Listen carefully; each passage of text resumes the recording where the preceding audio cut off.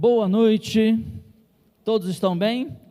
Que a graça e a paz do Senhor Jesus esteja com a sua vida, que você esteja alegre, feliz, realmente seja um tempo especial na presença do Senhor, porque o tema hoje tem a ver com amizade, né? E eu não sei quantos amigos aqui estão convidados, né? Pessoas podem estar nos visitando, e para você que está nos visitando, eu sou o Márcio Lugão, um dos pastores dessa igreja, e tenho o privilégio de trazer na campanha Vida Plena esse tema, o tema da amizade, que é um tema que para mim tem muito significado, que faz parte também da minha história. Onde eu passei pastoreando, eu sempre trouxe a temática do fazer discípulos, mas fazendo um ajuste no entendimento para esse tema do amigo, né, da amizade.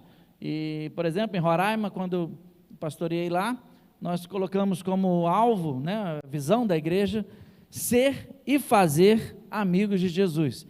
Então a ideia é de que primeiro eu preciso ser um bom amigo de Jesus, afinal de contas ele é um excelente amigo, né?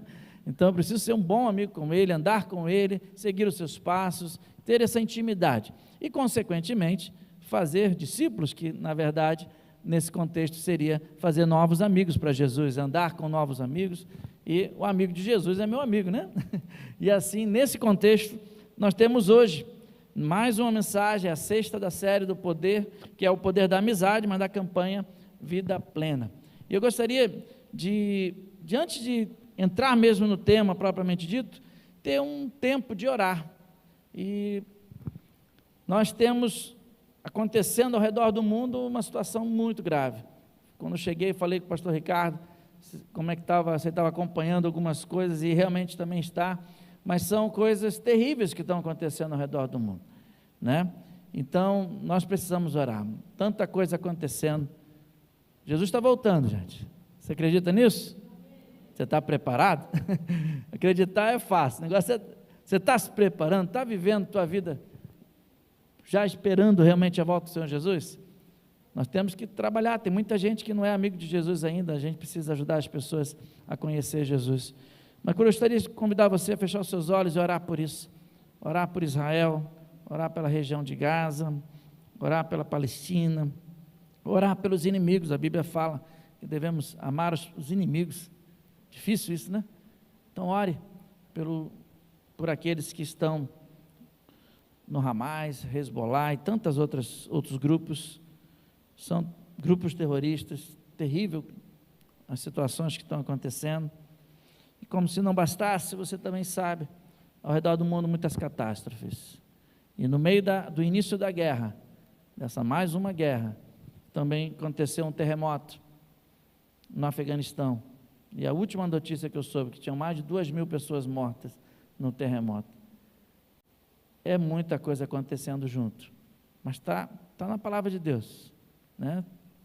Dependendo da interpretação de cada um, é o fim dos tempos, princípio das dores, o que precisamos estar preparados. Mas vamos orar por essas vidas e por aqueles que perderam seus entes queridos. Pai, em nome do Senhor Jesus, queremos em primeiro lugar, antes ainda de entregar o recado que o Senhor tem colocado em nosso coração, queremos colocar diante do Senhor nossa dor, o nosso sentimento profundo por tudo que está acontecendo. A gente vive num ambiente muito confortável, a gente vive num ambiente muito favorável, mas não é assim que está lá fora, não é assim que está ao redor do mundo. Aqui no Brasil ainda temos certo conforto, mas Senhor, as coisas estão borbulhando ao redor do mundo, está tudo pegando fogo, está tudo se destruindo. Pai, esteja cuidando, Pai, daquelas famílias, esteja cuidando, Pai, dos países, esteja cuidando, Pai, até daqueles que têm nos ofendido, que têm nos magoado. Usa, Senhor, a Tua igreja para ser luz nessa terra, a fim de que ela seja participante de uma paz que excede a todo entendimento, a paz Shalom, não com ausência de guerras ou luta, mas uma paz completa, independente da circunstância. Pai, nos ensina nessa noite, fala ao nosso coração, fala sobre o poder da amizade ao nosso coração, e que possamos sair daqui mais amigos do Senhor do que entramos. E se alguém aqui chegou nessa noite e ainda não tem uma intimidade com o Senhor, não entregou sua vida a Jesus, que essa pessoa possa sair daqui hoje como filho amado de Deus, salvo, remido pelo sangue do Cordeiro e um novo amigo de Jesus. Pai, fala ao nosso coração, em nome de Jesus. Amém. Queridos, vamos lá, vamos falar sobre esse tema, amizade. Eu vou ler um texto que não está no nosso PowerPoint, como uma abertura, que é em João 15, do verso 12 em diante, que diz assim: o meu mandamento é esse, ame uns aos outros como eu os amei. Ninguém tem maior amor do que aquele que dá a sua vida pelos seus amigos. Isso é Jesus que fez, né? Vocês serão meus amigos se fizerem o que eu lhes ordeno. Já não vos chamo servo, porque o servo não sabe o que o seu senhor faz. Em vez disso, eu os tenho chamado amigos, porque tudo que eu ouvi do meu Pai, eu lhes tornei conhecido. Vocês não me escolheram, mas eu os escolhi para irem e darem fruto, e fruto que permaneça, a fim de que o Pai lhe conceda o que pedirem em meu nome. Este é o meu mandamento: amem-se uns aos outros. Amar uns aos outros é o grande mandamento, é a grande questão que nós temos que estar atentos, alertas, em todo o tempo. Essa necessidade de ter amigos, ela é uma necessidade muito antiga, ela vem lá do começo, lá onde estava Adão antes, sem a Eva ainda, né? Ele estava lá no jardim, cumprindo o seu ofício muito bem, fazendo o seu trabalho, dando nome ali aos bichos, dando nome aos animais, e aí eu acho que ele fez um bom trabalho. Quando eu olho para a girafa, eu olho, essa tem cara de girafa. Quando eu olho para o cachorro, você tem cara de cachorro, né? É assim que você pensa também, ou você daria outro nome para o bichinho, né? Eu acho que ele fez um bom trabalho, mas trabalhar não estava sendo suficiente, fazia um bom serviço, mas ele olhava, todos os animais tinham seus pares, então ele sentia falta de ter também alguém como ele. Isso pode ser pensado apenas na questão sexual, faltar alguém para se casar, mas não, é muito mais do que isso. Faltava pessoas para se relacionar. Sim, com certeza, faltava-lhe a mulher para ser a companheira idônea, mas faltava realmente pessoas na condição de amigos. A própria Trindade revela como Deus trabalha em equipe, Deus Pai, Deus Filho, Deus Espírito Santo, e quando Ele vai construir todo o universo, vai fazer todas as coisas, Ele não usa eu fiz isso, Ele fala façamos. Ele usa tudo no plural, toda a palavra ali no início, ela é colocada no plural, representando que Jesus estava lá no princípio, o Espírito Santo estava lá no princípio, o Deus Pai estava lá no princípio, e nós precisamos de gente ao nosso lado. Quantos aqui são daquelas pessoas que gostam de ficar assim meio sozinho pelos cantos? Tem os introspectivos. Quem aqui é introspectivo? Prefere ficar um bom tempo sozinho no canto? Isso, eu já não sou assim, eu me aqueço com gente. Se eu tenho gente, eu me aqueço. Quando eu prego então na igreja, que eu converso com as pessoas, eu chego em casa pilhado, dá para assistir uns 3, 4 filmes, um atrás do outro, né? Mas se eu fico sozinho, gente, é incrível, eu não consigo ler uma página do livro, eu não consigo fazer um trabalho direito, cada um tem um jeito, né? E tem um filme, não sei se você assistiu, o Náufrago, né? O Tom Hanks está lá naquele momento de solidão, na ilha, perdido, e ele bota a bola Wilson na frente dele e começa a conversar com a bola Wilson. Aquela bola se tornou o grande amigo dele durante aquele momento, e ele conseguia brigar com a bola, ele discutia, ele não sei o que não, mas ele ouvia a bola, né? É uma coisa interessante, e esse filme veio exatamente para mostrar essa necessidade que nós temos, essa necessidade de ter relacionamento, ter pessoas ao nosso redor. O homem é tão inteligente, Deus deu uma sabedoria tão grande, que quando ele não tem uma pessoa por perto, ele inventa, nem que seja uma caricatura de uma bola, para ele ter com quem conversar. E é assim, é uma grande necessidade. Nós precisamos de Deus, em primeiro lugar, nós precisamos também das pessoas, e para afunilar, para tornar isso mais próximo, nós precisamos de amigos. Há um grande poder na parceria com os amigos. Sozinho a gente pode até fazer algumas coisas, e faz mesmo, tem gente que faz muita coisa boa sozinho, mas acreditamos que fazer na coletividade, nós podemos ir muito mais longe. O texto de Eclesiastes, capítulo 4, versículo de 9 a 12, diz assim: é melhor ter companhia do que estar sozinho, porque maior é a recompensa do trabalho de duas pessoas. Se um cair, um amigo pode ajudá-lo a levantar-se, mas pobre do homem que cai e não tem quem o ajude a levantar-se. E se dois dormirem juntos, vão manter-se aquecidos. Como, porém, manter-se aquecido aquele que está sozinho? Um homem sozinho pode ser vencido, mas dois conseguem arrebentar, mas vai machucar a tua mão. Já tem uma pressão diferente, já tem uma resistência diferente. E andarmos juntos em família, em amizade, isso gera uma resistência muito grande. Há poder nisso. Isso é orientado por Deus. Há poder. E a Bíblia, em Eclesiastes, que é um livro de sabedoria, mostra que exatamente isso. Para aplicar a sabedoria na vida da gente, precisamos andar com pessoas, ter amigos e ser amigos dessas pessoas. Mas nem tudo são flores. Bom seria se fosse tudo fácil, tudo tranquilo, enquanto as pessoas vão ser bons amigos e vamos seguir a vida. Não teria guerra, não teria problema, não teria dificuldade. Mas existe um inimigo das nossas almas, e ele faz de tudo para romper os laços de amizade. Ele faz de tudo para romper os laços de casamento. Ele faz de tudo para romper qualquer tipo de união. Ele quer gerar separação. E nós temos que entender esses inimigos que ele lança contra nós, porque ele lança de forma feroz para nos destruir. Tem alguns que nós vamos comentar hoje, e depois, claro, ao final, eu vou trazer os antídotos desses problemas. Ele traz o mal para a gente, a complicação, mas Deus traz a solução. E é na palavra de Deus que temos que crer e confiar. E nós vamos prestar bem atenção, porque ele é como um ladrão. E a Bíblia diz que o ladrão vem senão para matar, roubar e destruir. Mas eu vim para que tenham vida. Esse é Jesus falando, o amigo nosso, né?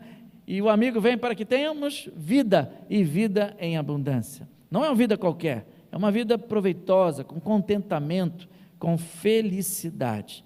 Então, veja bem, 4 grandes inimigos da amizade, e nós vamos, obviamente, logo depois combater isso, trazendo a revelação de Deus para nós. Mas o primeiro chama-se egoísmo.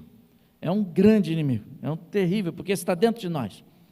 Ele começa desde quando você é bebezinho, né? Você está com fome, quando bebê, o que o neném faz quando está com fome? Ele berra. Adianta você falar, não, fica quietinho, tem visita. Falar para ele, fica quietinho, o pastor está aí hoje. Ou então, fica quietinho, está todo mundo dormindo. Adianta falar isso para o bebê? Enquanto você não der o leitinho para ele, não vai sossegar. Ele quer ser atendido e até ser atendido, apesar de que também era a única forma de expressão que ele tem ainda naquele começo. Então ele usa, mas enquanto ele não é atendido, ele não sossega. E isso vai lhe ensinando que ele começa a ter artimanhas, né? Pequenininho ele já começa a ficar esperto, já sabendo a hora dele poder chorar, ganhar. Ele começa a ter as suas jogadinhas de bebê. E desde pequeno quando ele começa a falar, e uma outra criança vai pegar o brinquedinho dele, o que ele fala? Não, é meu. Né? Você já fez isso? Claro que fez, né? Só não lembra. Há muito tempo atrás, né? Alguns não dá nem para contar com uma mão só a quantidade de décadas, né? Tem que usar a outra, então não vai lembrar mesmo. Mas, gente, é meu. E a criança chora se for dividir. Com o tempo, o pai e a mãe vai dando exemplo, vai ensinando a criança a importância do repartir, a importância do ter amiguinhos, a importância de viver em coletividade. Vai para a escola, isso vai acentuando, vai aumentando, e a criança vai aprendendo. Mas no começo não é assim. Então existe um egoísmo natural, mas também existe um egoísmo cultural. E aí o ambiente em que nós vivemos, ele é muito favorável ao egoísmo. Se você está na empresa, estão ali meio que tentando ter o melhor emprego, a melhor função na empresa, e aí às vezes para chegar a alguma posição, uns passam por cima dos outros, porque querem atender a sua vontade, o seu desejo, conquistar os seus sonhos, a sua maneira. E isso vai sendo enfatizado pela mídia, faça do seu jeito, nós fazemos tudo por você, ou então os comerciais, feito para você. Então é tudo para a gente, né?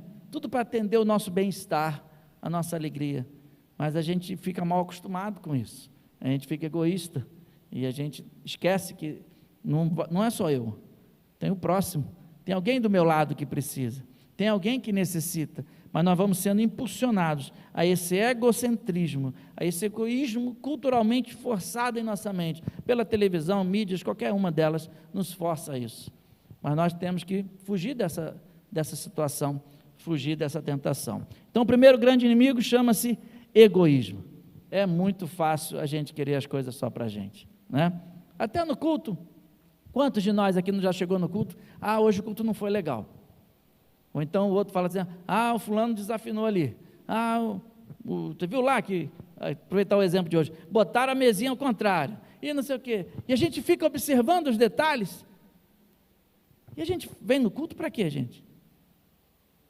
Para cultuar, a quem?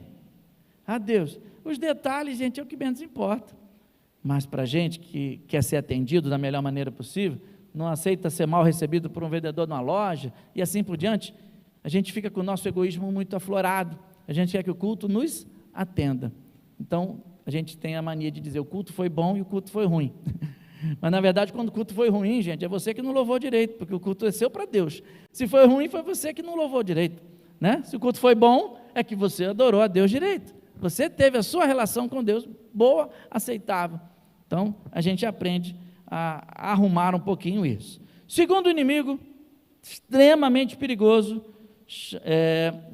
chama-se orgulho, e o orgulho pode ser mascarado de muitas maneiras, não somente o orgulhoso, assim bem escancarado, mas pode vir com um espírito de crítica, alguém que critica tudo está errado, tudo está com problema, ele sempre se sente o melhor, né? Em Provérbios 13:10 diz, o orgulho só gera discussões, mas a sabedoria está com os que tomam conselhos, é aceitar a voz do outro, aceitar a opinião do outro, o bom conselho, é aceitar que alguém já está na estrada há mais tempo e pode te ajudar, então, mas às vezes a gente entra com o espírito de crítica, né? Realmente, a gente está sempre pronto a criticar as pessoas, isso é um tipo de orgulho também.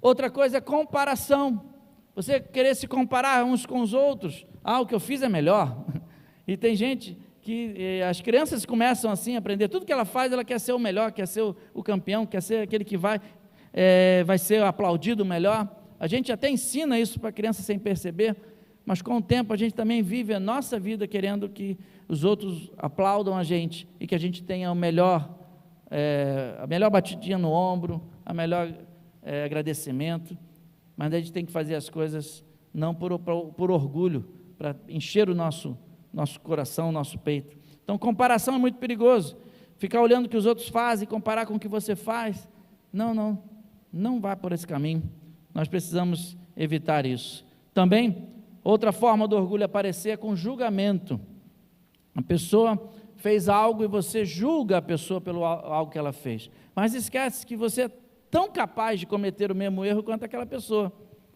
Em algum momento você pode pensar, não, mas eu não faria isso. Orgulho? Será que não? Será que você também não é capaz de cometer um pecado grave?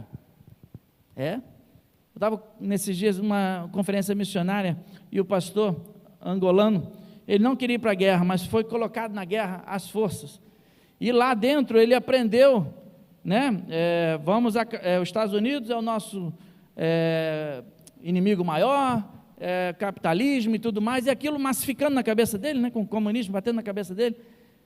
Depois de um tempo ele estava entrando nas casas e arrancando adolescentes para serem soldados, assim como fizeram com ele, com o mesmo nível de maldade, com o mesmo nível de intensidade, ele estava fazendo, mas quando ele foi arrancado, ele disse, eu não vou fazer isso nunca na minha vida. Passado um ano, ele estava fazendo. Então, não caia no problema do orgulho, achar que os outros somente que fazem o mal, nós somos capazes de fazer coisas terríveis, né? Muito graves, então precisamos estar atentos. Tem muita gente que vai exercer o orgulho com teimosia, dificuldade para pedir desculpas. Quem aqui não conhece alguém que tem dificuldade para pedir desculpa, né? Erra, mas na hora sempre dá um jeitinho de enrolar a conversa, mas não pede desculpa. Às vezes é dentro de casa, às vezes entre marido e mulher acontece isso. Um que pede desculpa sempre, o outro que nunca pede desculpa. Isso faz mal. Isso é orgulho sendo trabalhado dentro do relacionamento. A pessoa nunca admitir que está errado, isso tem alguma coisa errada, porque sempre fazemos alguma coisa que não está tão certa assim, está errado, né? Com isso, gente, o orgulho vai levar pessoas a viver na superficialidade, vai levar pessoas a viver com máscaras, viver com atitudes que não agradam a Deus. O orgulho tem outras formas, existem especialistas que falam que há mais de 20 formas de orgulho, muitas formas de você perceber orgulho, mas o que a gente tem que ter atenção e cuidado, porque Deus não nos fez para sermos orgulhosos. Com certeza não foi para isso que Ele nos formou. Mas ainda tem mais problema por aí. Eu esqueci de ler o versículo sobre o egoísmo, que está em Tiago capítulo 4, mas é bem importante, porque eu acho que ele agrega muitas outras informações. Tiago capítulo 4, verso 1 e 2 diz assim: de onde vêm as guerras e contendas que há entre vocês? Não vêm das paixões que guerreiam dentro de vocês? Vocês cobiçam e não alcançam, matam e invejam, mas não conseguem obter o que desejam. Vocês vivem a lutar e a fazer guerras. Então esse texto acaba servindo para as duas realidades, né? Tanto a questão do egoísmo, quanto também do orgulho e outras maldades que Satanás coloca diante de nós. Então vejamos, ainda temos um outro problema grave, chamado insegurança. É mais um inimigo da amizade.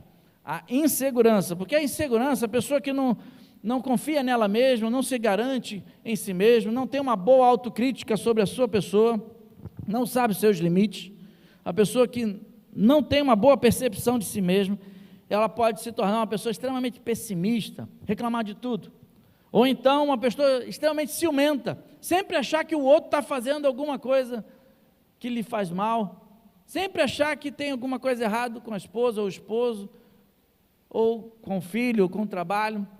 A gente começa a ter reações muito complicadas.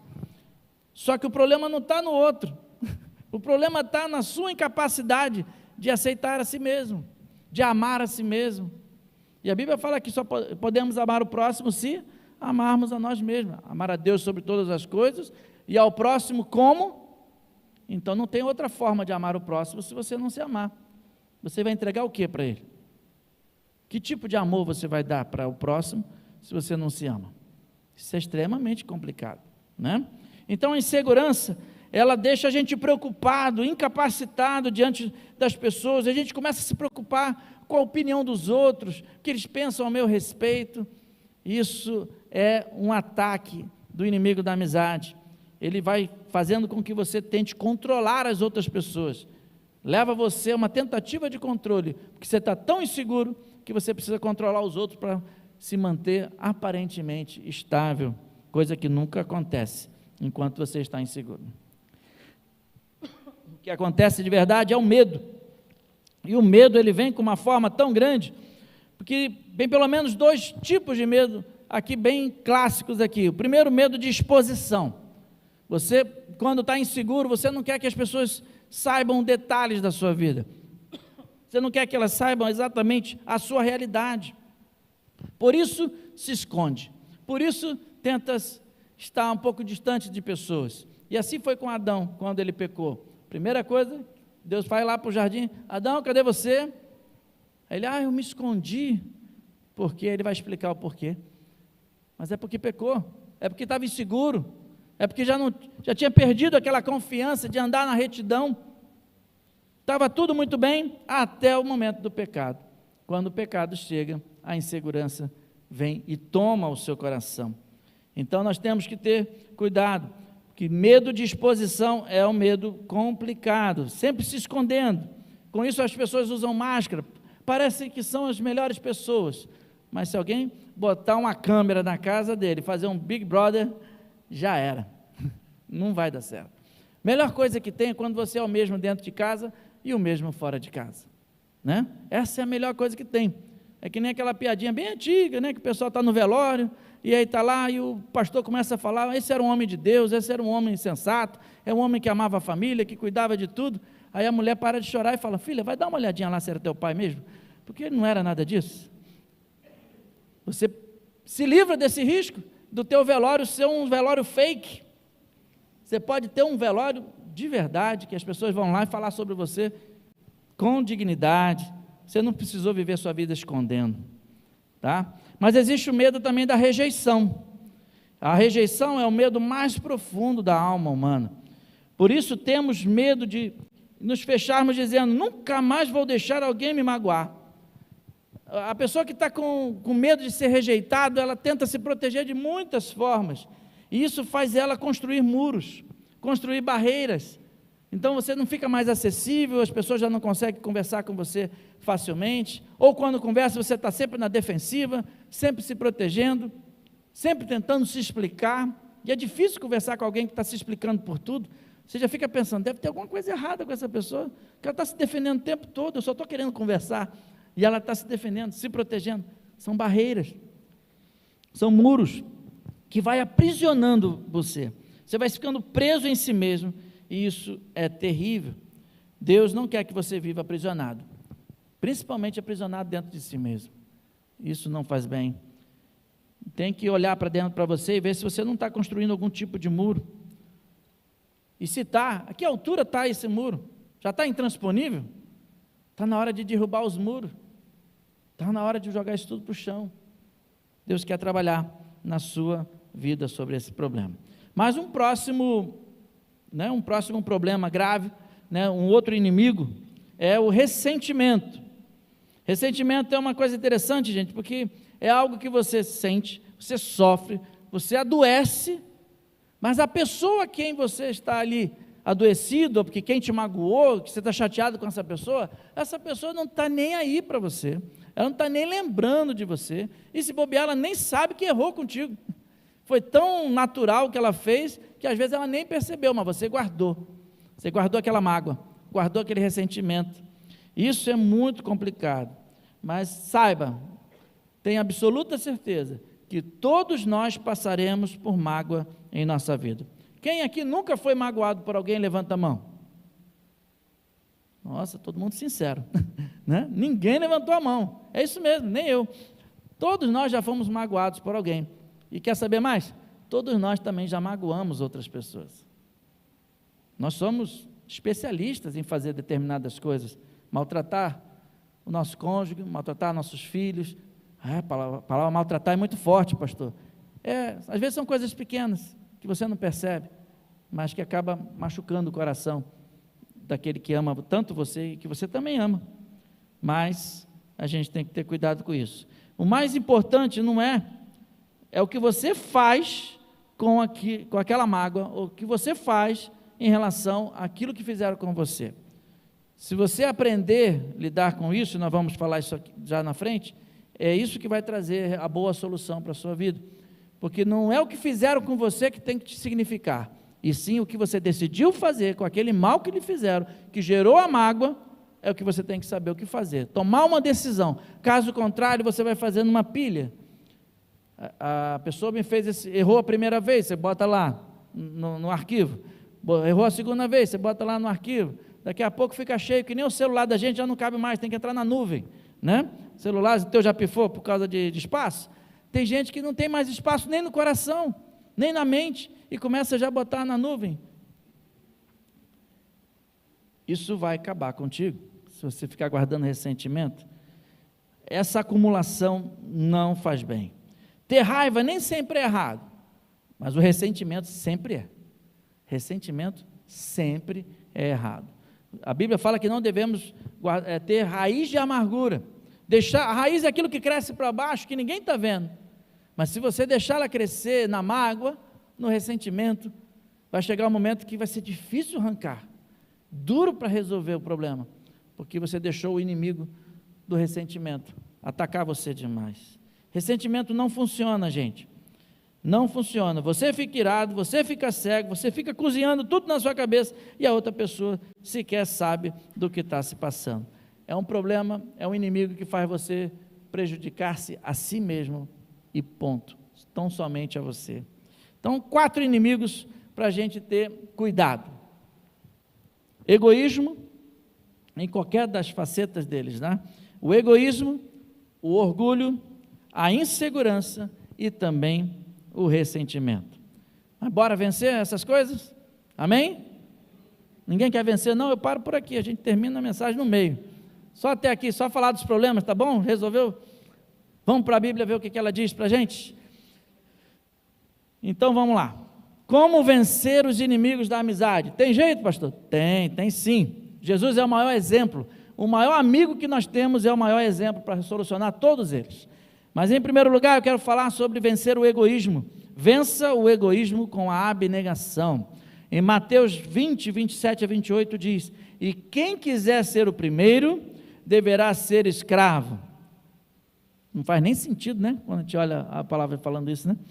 Quem quiser ser o primeiro, deverá ser escravo, como filho do homem, que não veio para ser servido, mas para servir e dar a sua vida em resgate de muitos.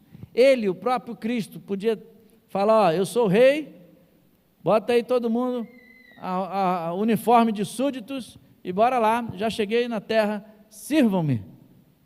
Ele fez isso? Não, muito pelo contrário. Ele mesmo disse: eu não vim para ser servido, eu vim para servir. E antes de partir, ele vem dar um grande ensinamento para os seus discípulos. Ele fala: sentem todos aí, senta todo mundo. Naquela época tinha um serviçal que ficava à porta, em famílias que tinham um pouco mais de dinheiro, um pouco mais de posse. Eles tinham um empregado na casa que era só para lavar ali na entrada, lavar os pés de quem chegava do deserto. E aí, Jesus falou: ó, senta aí. Aí ele pega e faz o serviço daquele serviçal, o menor serviçal da casa. Ele pega e faz o serviço dele, bota a toalha, bota a bacia e lava os pés dos discípulos, que chegavam de um lugar de deserto. Então, esse ensinamento, depois que ele entrega esse mandamento, né? Depois que ele entrega essa ordenança, a gente tem dificuldade, porque a gente fala, né, as ordenanças são duas, né, o batismo e a ceia, mas essa ordem, por isso que eu às vezes uso a expressão ordenança, ela também foi dada no mesmo contexto, e ele fala assim, ó, tá vendo como eu fiz? Então agora vocês vão e façam o mesmo. É para a gente fazer uns com os outros, não é para a gente tentar ser egoísta na situação, é ao contrário, é menos do meu, né? E mais do seu. Como eu posso servi-lo? Como eu posso ser útil? Como eu posso abençoar você? Como eu posso orar por você? Mas, gente, a gente está numa comunidade tão egoísta às vezes, que a gente quer saber o que eu vou ganhar em troca, o que eu vou ter dessa amizade. As pessoas ricas sofrem muito com isso, sabia? Pessoas que são muito ricas, assim, que são milionários, eles têm um grande problema, que muitos amigos chegam perto deles por causa de quê? É difícil às vezes, a gente às vezes critica, né? O cara é muito rico, mas eles têm muito problema também. Não sei se você tem esse problema, você está aqui, né? Tem alguém que tem esse problema aqui? Não tem problema? Ou ninguém é rico desse jeito? Então, mas as pessoas que são muito ricas passam por esse problema também. Aqueles que são humildes, que são sensatos, querem viver uma vida organizada na presença de Deus, às vezes eles se deparam com pessoas que estão se encontrando com eles somente para ver se ganham uma vantagem. É começar uma amizade para ver se consegue um emprego, é começar uma amizade para, o que eu ganho em troca? Isso é egoísmo. Menos do meu e mais do seu. O que eu posso ser útil? É ter uma vida altruísta, é deixar de ser o centro do universo.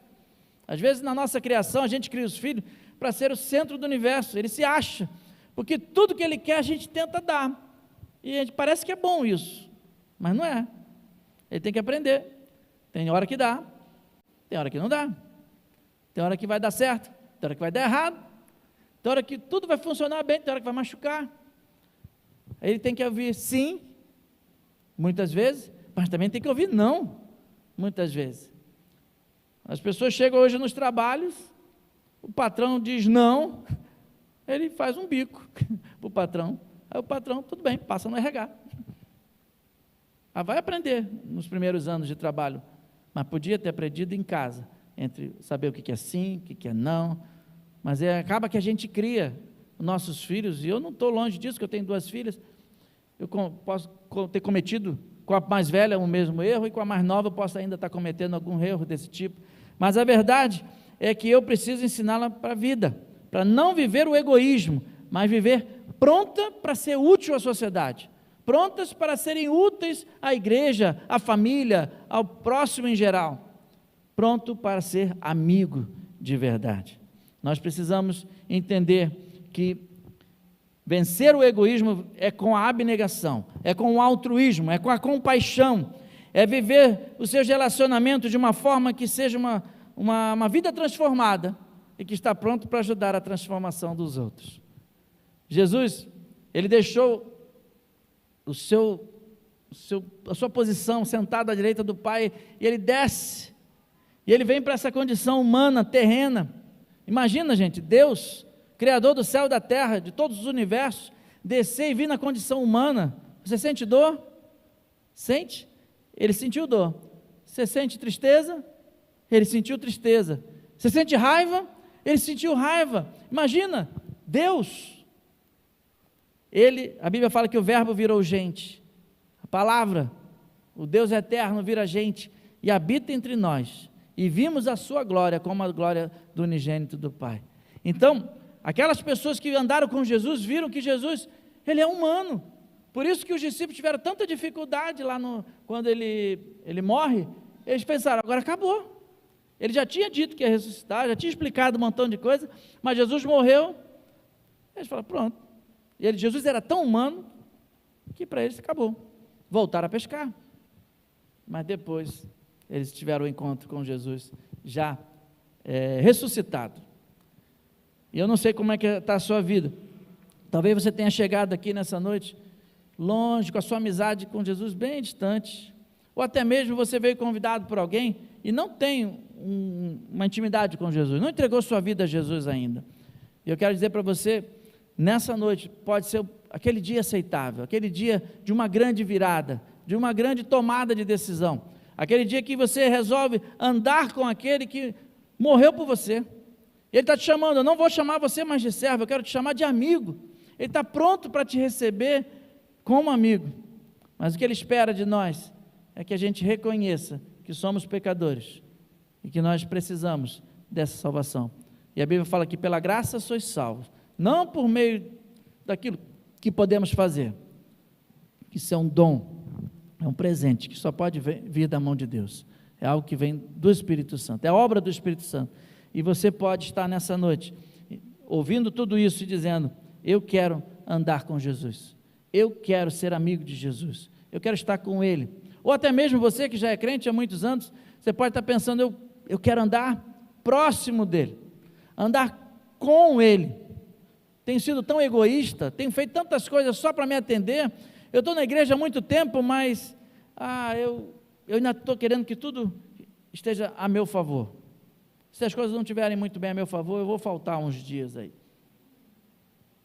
Deus pode estar te chamando hoje para um novo compromisso com Ele, Deus pode estar falando do teu coração, dizendo, filho, vem para mais perto, filho, eu quero lavar os seus pés, mas saiba, aquele que deixa eu lavar os pés, tem toalha para trabalhar, tem bacia para trabalhar, você vai ter um trabalho também de lavar os pés dos outros, você quer ser o maior?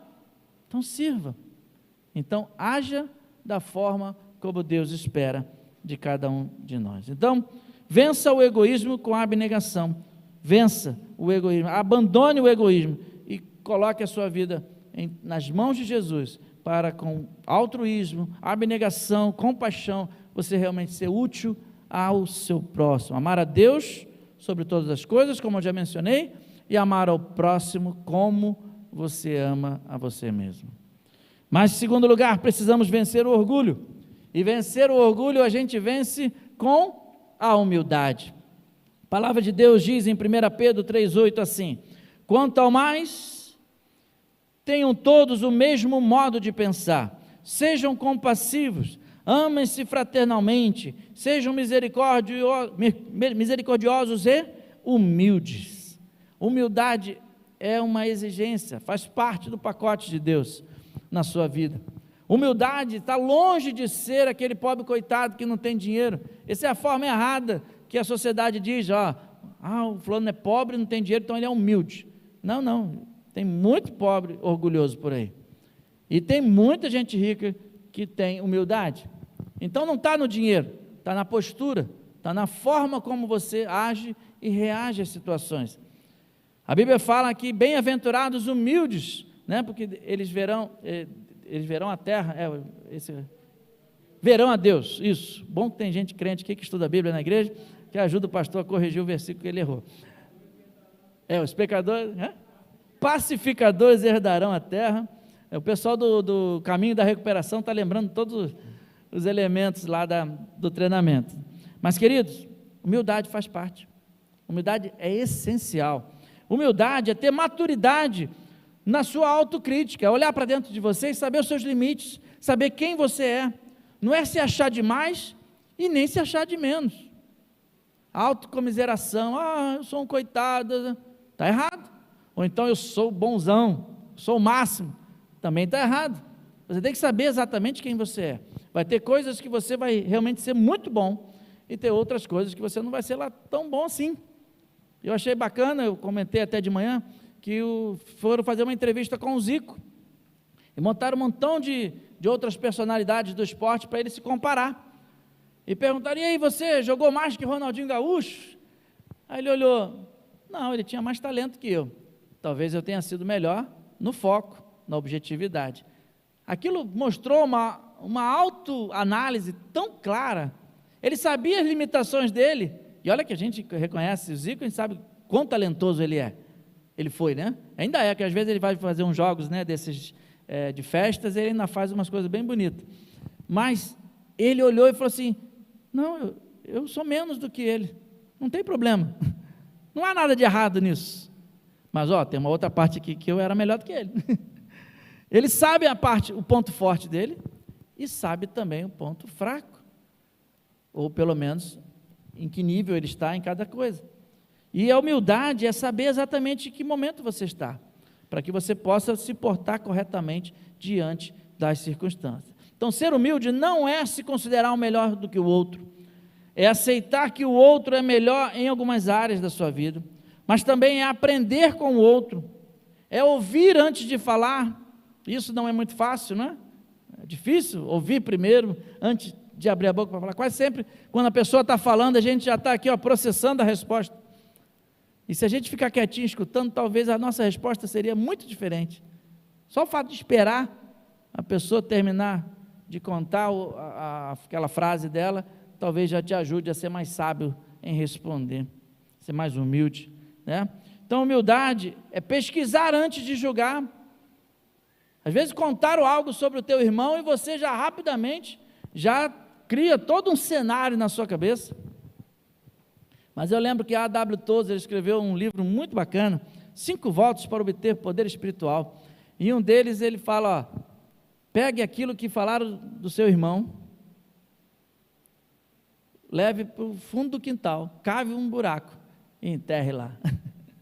Não é para você sair por aí falando de ninguém, sair julgando ninguém.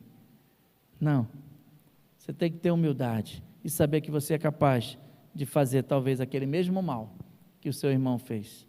Quando você entende isso, você está numa condição tão apropriada, tão humilde, que você consegue estender a mão para esse que está sofrendo. Porque se você lembrar a última vez que você deu uma mancada, uma das coisas que mais a gente precisa é de um apoio, é de perdão, é de que consigam entender que você não queria, ou até se quisesse, você não quer mais fazer aquele mal. Então a humildade faz a gente tomar a posição certa. A humildade nos protege do orgulho. Mas vamos vencer também o problema número 3, o inimigo número 3. Como vencer o inimigo da insegurança? Vença a insegurança com o amor. Está pronto para amar? O amor é sofredor, o amor é bondoso, o amor não sente inveja, o amor não é orgulhoso, o amor não se ensoberbece, não se irrita, não suspeita mal, não se alegra com a injustiça, mas se alegra com a verdade, tudo sofre, tudo crê, tudo espera, tudo suporta. O amor jamais acaba. É assim que vence a insegurança, é com amor. E você pode ver que nessa expressão de 1 Coríntios 13, não tem nada de insegurança aqui, não tem nada de fraqueza aqui, muito pelo contrário, é a solidez. 1 João 4,18 diz assim: no amor não há medo, ao contrário, O perfeito amor expulsa o medo, porque o medo supõe castigo. Imagina você estar num relacionamento e você só faz o que é certo, porque senão vai ser castigado. Né? Não sei quantos aqui tiveram na escola, eu ainda peguei um pouquinho essa fase, se eu fizesse uma mancada na escola, eu ia ficar de castigo virado para a parede no canto da sala. Alguém já passou por isso aqui? Quem já ficou no cantinho da sala? Levanta a mão. Olha, você era pestinha, hein? Não, era só umas mancadas que a professora dava aqueles puxãozinhos de orelha, aqueles castigos estranhos, né, que tinha antigamente. Mas hoje tem falta de castigo, né? Mas, gente, amar alguém por causa de castigo não faz sentido. Eu vou amar a Deus porque senão eu vou para o inferno. Está se iludindo. Você tem que amar pelo que Ele é, pela grandeza do Deus que Ele é. Aí, consequentemente, você vai estar salvo, sem problema. Mas não por causa do medo. O verdadeiro amor bota fora todo o medo. Aquele que tem medo, que tem insegurança, não está aperfeiçoado no amor. Isso é muito sério. Isso é muito sério. Deus, Ele faz o seguinte, Ele tira o foco de você e dá o foco para o próximo, para amar o próximo. Ele vai ajustar o foco aí na sua vida, tá? Então, vencer a insegurança, primeiro a gente tem que entender o quanto Deus nos ama. Você sabe o quanto Deus te ama? Você consegue mensurar? Faz um exercício aí. Fecha os olhos um pouquinho assim e pensa, não, Deus me ama desse jeito, desse tanto. Consegue pensar nisso? Não dá para botar numa fita métrica, não dá para botar numa medida. A Bíblia fala, nada poderá nos separar do amor de Deus, nem a morte, nem a nudez, nem o perigo, nem a espada, nem anjo, nem principado, nada é nada. Nada poderá nos separar do amor de Jesus. Então, queridos, tenha consciência de quanto Deus ama você. Perceba que Ele o ama mais do que você possa sequer imaginar. Quando você tiver essa perspectiva, o medo, vai saindo. Quando você entende o amor de Deus para você, você vai se tornando seguro. Uma criança fica com medo no colo do pai? Não. Ele não fica com medo quando está no colo do pai. Ele fica com medo quando está sozinho, isolado em algum lugar. Mas perto do pai, perto da mãe, ele se sente seguro. Então é isso. O amor leva a gente a esse ponto. Entender o quanto Deus nos ama. E realmente perceber que você não tem que provar nada para ninguém. Não tem que viver a sua vida querendo mostrar o que não é. Para agradar quem sequer gosta de você. A gente perde muito tempo querendo agradar os outros. E é bobeira mesmo, é perda de tempo. Não podemos, não precisamos disso. Já temos aquele que nos ama acima de todas as coisas. É o nosso Deus. Deus veio para salvar o que havia perdido. Buscar e salvar o que havia perdido. Dentre eles estava eu. Dentre eles está você. E o amor de Deus é tão grande que João 3,16 diz, porque Deus amou o mundo de tal maneira, de uma maneira tão grande, né, que deu o seu único filho, para que todo aquele que nele crê, não pereça, mas tenha vida eterna. É Ele que te ama no extremo. Ele é o exemplo de amor para que você possa amar o próximo, para que você possa entrar num nível mais elevado, num nível mais excelente. É Ele. E o próprio 1 Coríntios 13, no 1 Coríntios 12, vai estar ensinando muitas coisas sobre dons, vai explicar muita coisa que é útil na vida da igreja, que é muito bom para a igreja viver e desenvolver ministérios, mas aí ele termina o capítulo 2 dizendo assim, agora eu vou falar de alguma coisa mais excelente. Ainda que eu falasse a língua dos anjos e dos homens, se não tivesse amor, nada seria. E ele entrega o 1 Coríntios 13 todinho, maravilhoso texto. E nós temos que entender que para vencer a insegurança, para estar seguro com Cristo, é com o amor. Vamos então vencer o último, vencer o ressentimento, quarto inimigo da amizade que a gente está tratando essa noite. Vença o ressentimento com perdão. Perdão já é a aplicação daquele amor que eu estava falando antes, né? É colocar ele em prática, de fato, em situações adversas, né? O texto de Colossenses 3,13 diz: suportem-se uns aos outros e perdoem as queixas que tiverem uns contra os outros. Perdoem como o Senhor lhes perdoou. Está vendo que o parâmetro é alto? É para perdoar de que maneira? Como o Senhor lhe perdoou. Gente, ele morreu na cruz por mim, para me perdoar. Ele foi ao extremo por mim. O que ele está querendo dizer é que a gente não tem que colocar reservas para perdoar ninguém. E quando ele vai ensinar sobre a oração, ele vai falar: Pai nosso que estás no céu, santificado seja o teu nome, venha o teu reino, seja feita a sua vontade, assim na terra como no céu. O pão nosso de cada dia nos dai hoje, perdoe as nossas dívidas, assim como perdoamos os nossos devedores. Ih, ferrou, e agora? Aí o pessoal acha que não tinha entendido. Aí ele vai lá, depois da oração, tem mais uns 2 versículos lá que vai dizer: se você não perdoar os outros as ofensas, tampouco seu Pai perdoará você. É um assunto muito pesado, é um assunto muito sério.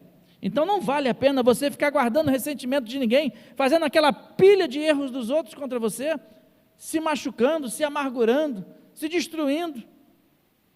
Perdoe. Quem está carregando peso é você. Fique leve, viva mais leve, viva uma vida diferente. O antídoto do ressentimento é o perdão. O perdão vai construir relacionamentos. O ressentimento vai destruir os relacionamentos. Se você quer ter um casamento duradouro, 50 anos de casado, quem aqui chegou a essa data, sabe que teve que perdoar muitas e muitas vezes. E teve que ser perdoado também muitas e muitas vezes ao longo dessa história. É um progresso, é um processo contínuo. E a gente precisa entender que perdão não é inventar desculpa. A pessoa que feriu você, e o que ela fez, tentar explicar o que aconteceu. Não. O que ela fez foi errado, o que ela fez foi ruim, doeu, machucou. Mas a questão não é essa. A questão não é o que ela fez. A questão é o que você vai fazer a partir do que ela fez. A decisão que você vai tomar de não guardar aquilo no ressentimento do seu coração, mas viver uma nova vida de acordo com a vida abundante que o Senhor nos dá. Perdão, ele é liberar a dor e abrir a mão do meu direito de vingança, é abrir mão dos meus direitos, é esperar, é não esperar o pedido de desculpa, é não esperar reparações, é não esperar castigo do ofensor, é não esperar arrependimento do ofensor, é ficar com o prejuízo, é aceitar o prejuízo em prol da sua liberdade, em prol da sua vida mais tranquila, sua vida leve, sem carregar mágoas, ressentimentos nos seus ombros. Perdoar é essencial. Quem perdoa, alivia o seu coração. Então, queridos, a gente precisa, então, entender, e para concluir eu quero dizer para vocês, não ande sozinho. O inimigo está pronto para destruir você. Está pronto para destruir os relacionamentos que você tem. Ele não está brincando de ser inimigo. Ele está levando a sério o trabalho dele. Então a gente tem que levar a sério o nosso. O egoísmo, a gente fica envolvido. Todas as outras coisas que eu mencionei, a parte do orgulho, a insegurança, o ressentimento, tudo isso está aí para nos destruir. Mas nós também temos a abnegação, né? Pensar mais nos outros, ser mais altruísta. Também temos a humildade, saber quem é de verdade, poder ser simples e receber a ajuda dos outros. Também temos o amor, amar como Jesus amou, e tem o perdão, que é o ponto máximo da execução desse amor. Deus está convidando você hoje para algumas coisas práticas, e eu quero dar algumas dicas práticas para você. Em primeiro lugar, tenha amigos para o seu crescimento espiritual, tá? Para ser incentivado a crescer, para prestar contas, para ter um bom relacionamento. Cultive amizade, se abra para ter amizade, não dá para ficar das barreiras, tem que realmente abandonar essas barreiras. Segundo lugar, tenha amigos para o seu desenvolvimento ministerial. Aquilo que você quer exercer como ministério, você precisa ter mais pessoas envolvidas com você, pessoas diferentes, pessoas que completam o seu ministério, pessoas com dons diferentes, pessoas com experiências diferentes. Mas também lembre que a amizade traz cura. Tenha amigos para a sua cura. No Celebrando a Recuperação, ou melhor, no caminho da recuperação, você vai aprender sobre a figura do padrinho e a madrinha, que nada mais é do que uma pessoa a que vai caminhar com você, te ajudando a pensar nos passos, a tomar decisões certas, ser um companheiro ali de julgo, um companheiro de caminhada. Isso vai ser muito útil para você. Então lembre, os amigos também vão promover cura, se você estiver desenvolvendo saúde. Então há poder na amizade, gente. E o poder que a amizade traz é de nos levar a uma condição de saúde emocional, saúde espiritual, saúde diante de Deus. E eu quero ler um dos versículos que eu li na abertura para concluir. João 15,15 diz assim: já não os chamo servos, porque o servo não sabe o que o seu senhor faz. Em vez disso, eu tenho chamado amigo, porque tudo que eu ouvi de meu Pai, eu lhes tornei conhecido. Nós somos servos de Deus? Amém, somos. Mas Ele é um patrão que trata o seu servo como um amigo, como alguém que senta à mesa com Ele. Não é interessante isso? Você sentar à mesa com o Pai Celestial, Criador dos céus e da terra. A forma de fazer isso é orar, é conversar com Ele. E eu convido você a fechar os seus olhos e orar nesse momento. Dizer para Ele como está o teu coração em relação a essas questões. Você tem sido egoísta? Você tem sido orgulhoso? Está vivendo uma vida insegura? Vivendo a partir da insegurança? Está guardando algum ressentimento?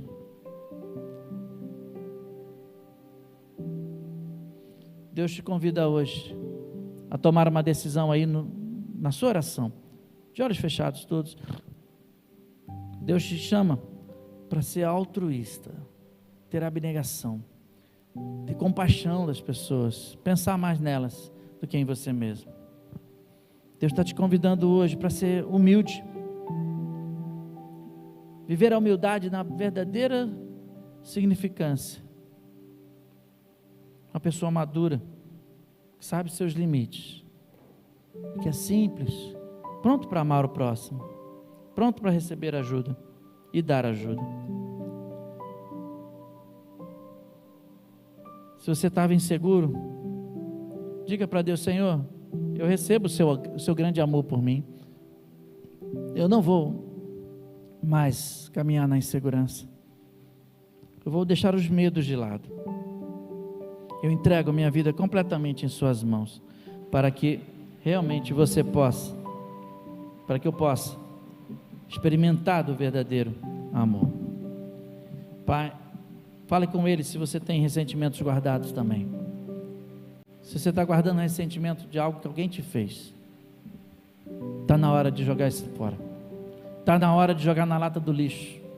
A Bíblia fala que Ele pegou os nossos pecados e lançou no mar do esquecimento. Mas a gente tem um negócio complicado, parece que a gente gosta de ir no mar do esquecimento e resgatá-los, e por isso a gente vive guardando, vivendo com os ressentimentos de estimação. Deus não quer isso, não. Deus quer que você esteja leve, flutuando, vivendo uma nova história, porque se alguém está em Cristo, nova criatura é.